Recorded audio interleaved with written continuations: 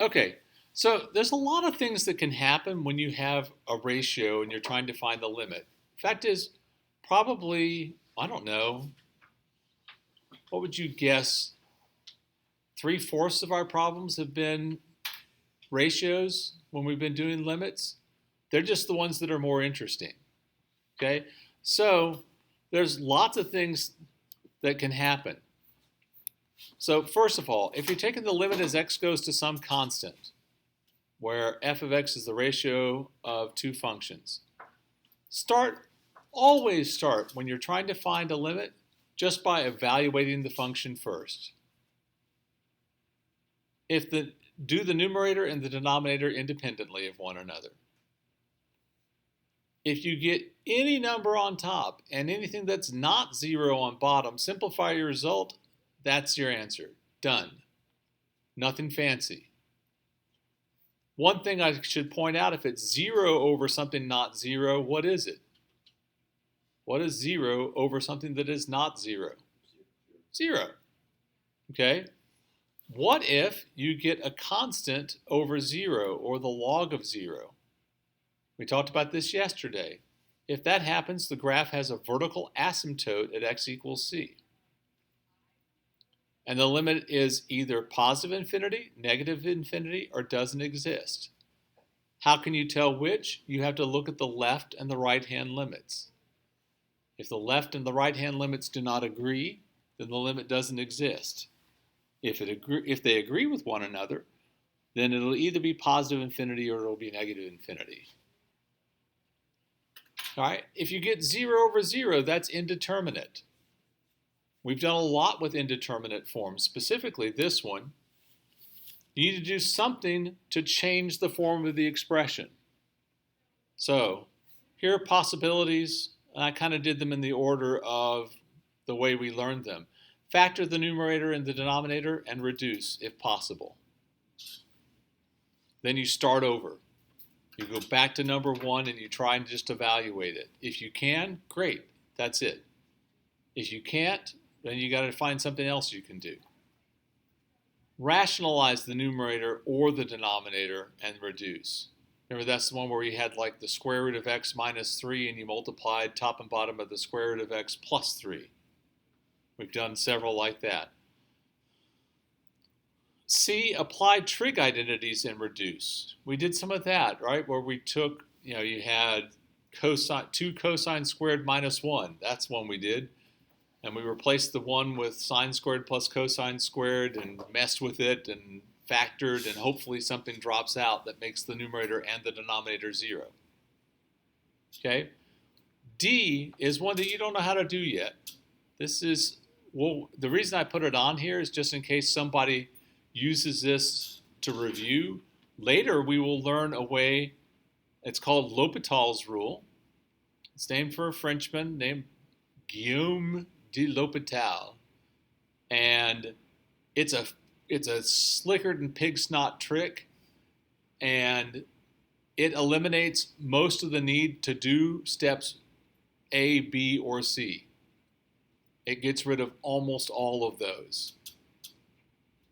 Okay, at this point, we don't know enough to use the trick, though. You have to learn some other things before you can learn that trick. Okay, but we will come back to this later. All right, if all of that doesn't get you anywhere, reason from a graph, and then if it's absolutely necessary, reason from a table. Now, I'll caution you about the table. The problem with a table of values is you can never be 100% sure that you know what the limit is from the table. You can be convinced, oh yeah, that looks like that's getting really close to this number. But can you be sure it doesn't do something hinky in between the values that you have in your table? No. Now, if they tell you that the function is continuous, that gives you a little bit more. You're like, okay, it's likely that it does this, but it could, go nuts in between the two very close together values that you have to the limit you want. So you're never completely certain from a table. That is why most of the time with those we say Based on the data in the table, estimate the limit. If someone ever says, I know the limit is this based on a table, tell them they're wrong. Okay, you don't know. Does it strongly hint at it? Does the data kind of lead you to believe that? Is it supported by the table? Yes. Do we know? No, we don't. So a table is kind of a way to be like, well, I think it's close to this, but who can say? All right. Any questions on that? That's what we've been doing. Now, if we're taking the limit as x goes to either positive or negative infinity of a function that is the ratio of two functions, again, evaluate the numerator and denominator independently. Did you get a number over something that's not 0? This almost never happens. Simplify the result. You've got a horizontal asymptote at y equals whatever that result is, and that's your limit. This just about never happens. Okay? Did you get any number over plus or minus infinity? This does happen sometimes. The graph has a horizontal asymptote of y equals 0, and the limit is 0. If you get infinity over infinity, that's a second indeterminate form. We've talked about 0 over 0 being indeterminate. Infinity over infinity is also indeterminate. And you might be going, why would that be indeterminate? The short answer is it depends on who's the bigger infinity. Not all infinities are created the same. If you have 3x as x goes to infinity compared to x to the 15th power as x goes to infinity, well, the 3x gets the crap beaten out of it, right? The other one is so much bigger than it is. So it depends on the relative sizes. So, again, we need to do something to change the form of the expression, and here are some possibilities. If the numerator or denominator has more than one term, identify and keep only the dominant term of each, and then reduce or simplify if possible and go back to number 1. Try and substitute it in directly. That's where some of these things might happen, right, after you have knocked it down to size some. Then the second trick is, all right, if we did that or we couldn't do that and nothing really happened, then you use the relative sizes. What am I saying there? Well, exponential functions are just about always bigger than polynomial functions, which in turn are bigger than root functions, which in turn are bigger than logarithmic functions. So, see, he agrees. So exponential functions, look, oh, be nice if I turned off the straight line tool, wouldn't it?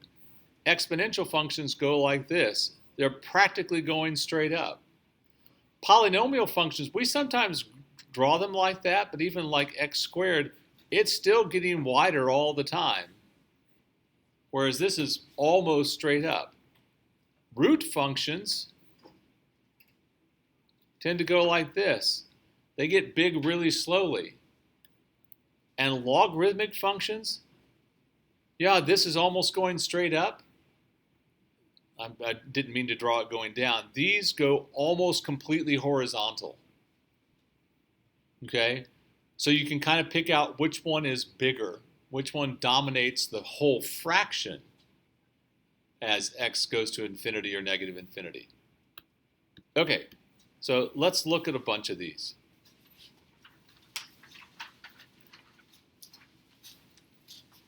We're going to try to whip through all of these in the next 15 minutes. See if we can do it. All right, as x goes to 3, I usually just do this in my head, but this is going to be 9 plus 3 minus 12, that's 0. That's 9 minus 6 is 3 minus 3 is 0. Okay, I've got a 0 over 0. What am I going to do? I've got to make it into another form. Just like we did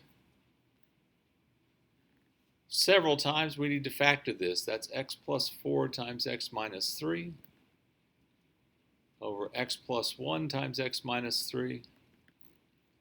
Reduce out the x minus 3's. And now try and evaluate it again. That's 7 over 4 Dunsky.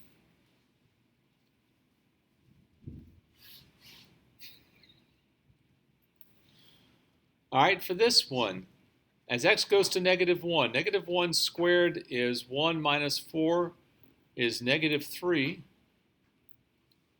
And on bottom, I've got 1 minus 1 minus 12 is -12, is 1/4. Done. Didn't have to do anything special. All right, just because it's a rational function doesn't mean you're going to have to do anything special. You only have to do something special if it's indeterminate. All right, let's try this one. Let's see. In the numerator, I'm going to get, what, a -2? And in the denominator, I'm going to get 0. I know this is going to be an infinite limit. The question is, as Ben asked earlier, is it a positive number towards infinity or a negative number that grows towards infinity? Well, if I pick a number bigger than 4, x minus 4 is always going to be positive. So this is negative infinity.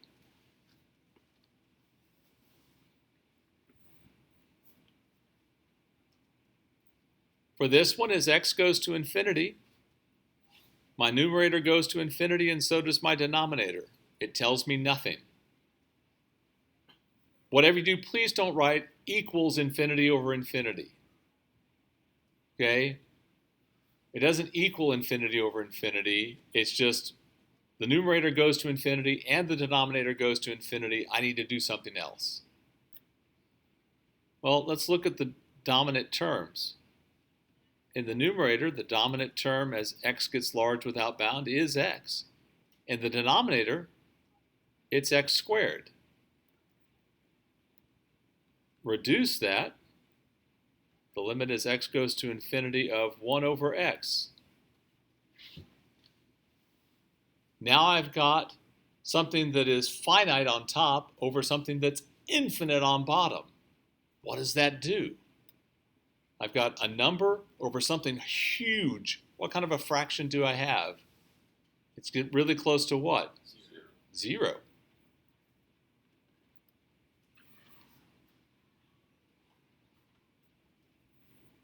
Okay?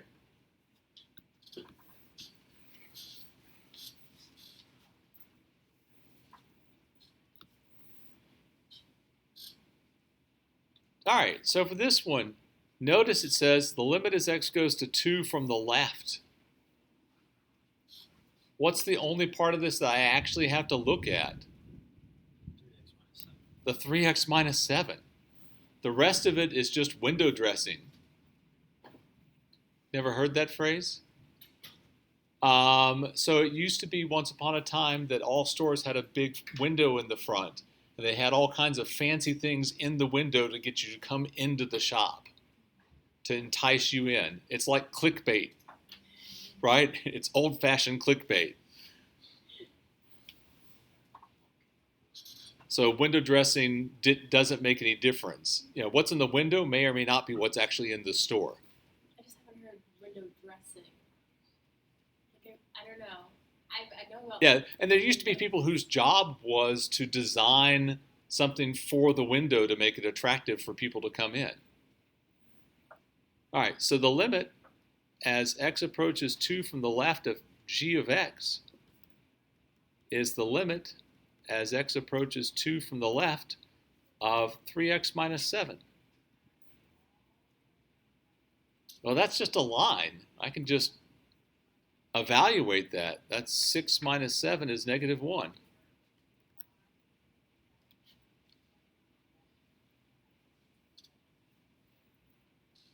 Everybody good?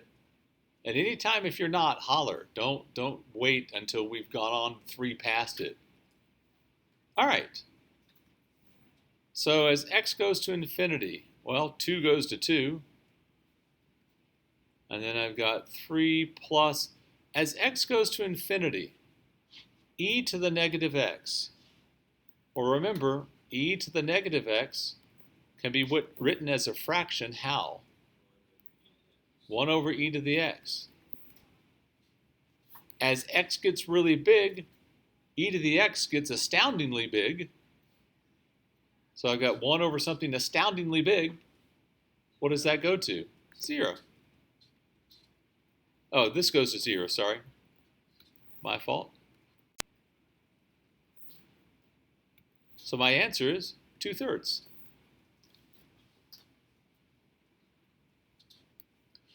Notice if we were doing this with dominant terms, e to the x doesn't dominate the denominator, does it?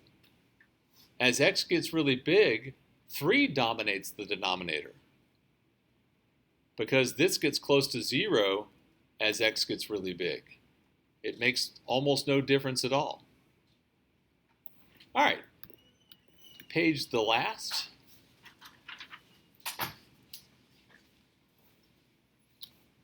So for this problem, again, we always try and evaluate directly.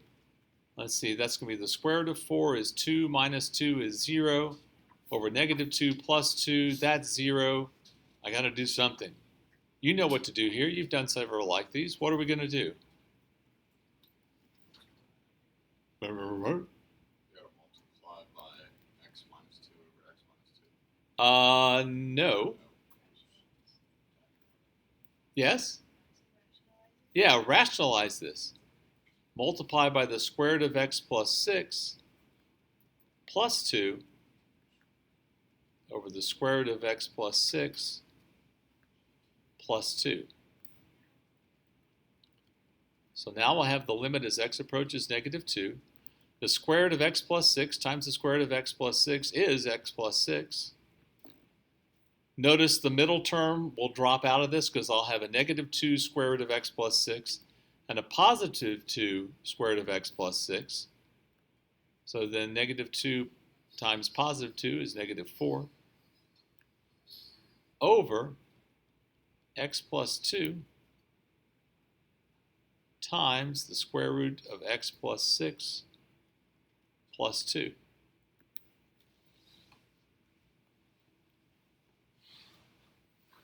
X plus 6 minus 4 is the same thing as what? X plus 2. Some lovely reducing happens there.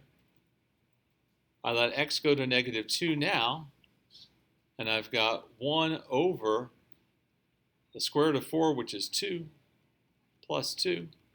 This goes to 1/4.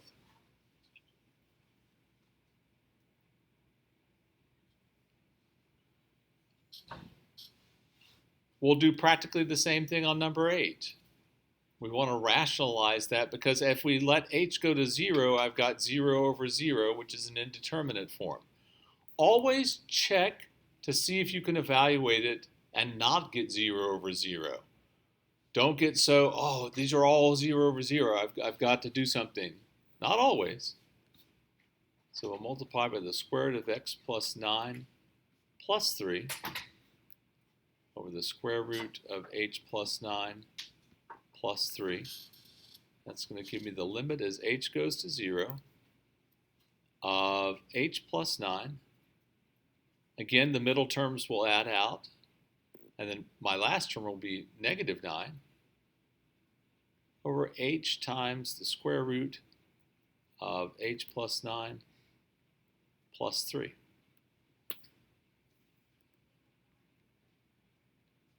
It's going to be the limit as h goes to 0 of h over h times the square root of h plus 9 plus 3.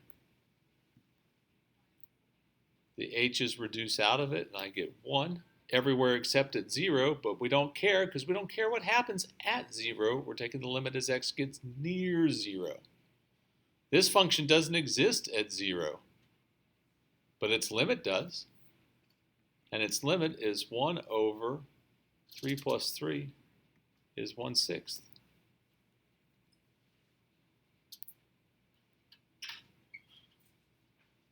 Everybody still with me?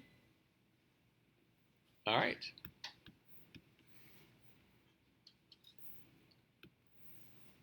Let's take a look here. The limit is y goes to infinity. Natural log of y. You need to know what natural log and e to the x look like. Graph of y equals natural log of x looks like this. It goes through the x-axis at 1. It continues to grow, but incredibly slowly. Well, that's going to be infinite, just really slow infinity. The denominator also goes to infinity, and I can't use any of my bag-o tricks on this. I can't rationalize, I can't factor. There is no trig function I can use that's going to be helpful to me, so I have to think. Oh my. I can just take out the dominant terms. It's not a huge help, but it's a slight help. If I graph y equals x on this same set of axes, what do you notice happens as time goes by? Which one far exceeds the other? The y, right? The y equals x gets way bigger than natural log does. So the denominator gets much bigger than the numerator. Denominator bigger, that goes to 0.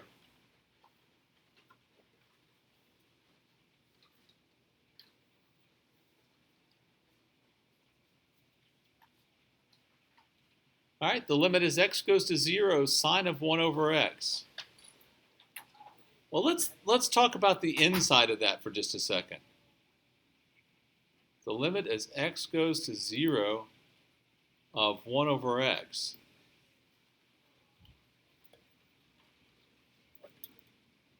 Well, I need to look at that both from the left and from the right.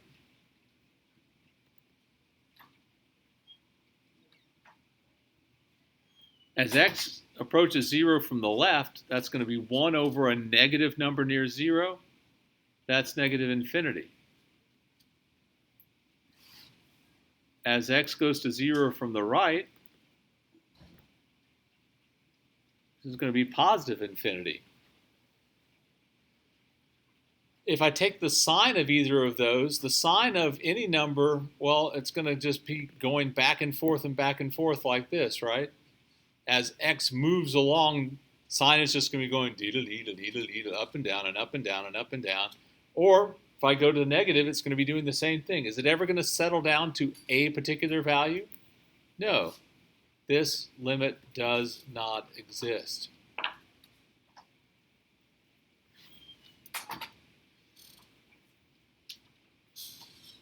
Yes? I wasn't. I'm lost. Okay, so if I'm looking at, so this, let's say it's going towards infinity. So that means basically I'm drawing further and further to the right on my sine graph. As I draw further and further to the right on my sine graph, my graph is just going to keep oscillating up and down between -1 and +1. It never settles down to any particular value. So since it never settles down to a particular value, it has no limit. It's not that it grows without bound and doesn't have a limit. It's that it oscillates and doesn't have a limit. It just keeps moving back and forth. You can't get it to hold still. It's like some 7th graders I know. That make sense? I'm a little bit confused why we're going infinite if we're trying to approach 0, honestly. Because as x goes to 0, this goes to infinity, or negative infinity. Okay, oh, that's right. Yeah. Okay? Thank you. All right, last two. The limit is u goes to infinity. All right, well, my numerator is infinite. My denominator, likewise infinite. Pulling out the dominant terms and throwing everything else away. The limit is u goes to infinity of u squared over e to the u.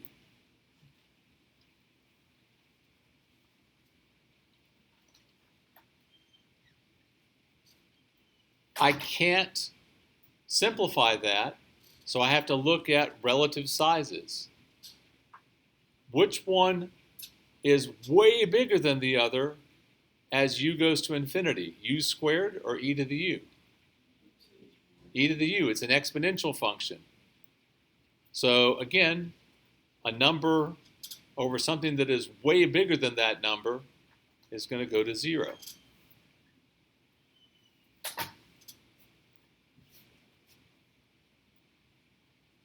And then this one, as x goes to 0 from the right, all right, so I'm going to have something that's approaching cosine at 0. Well, what's cosine at 0?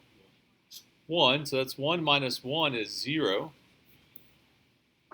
over, as x goes to 0 from the right, again, you need to know the natural log function. It looks like this. As x moves towards 0 from the right, what values does the y approach? Negative infinity.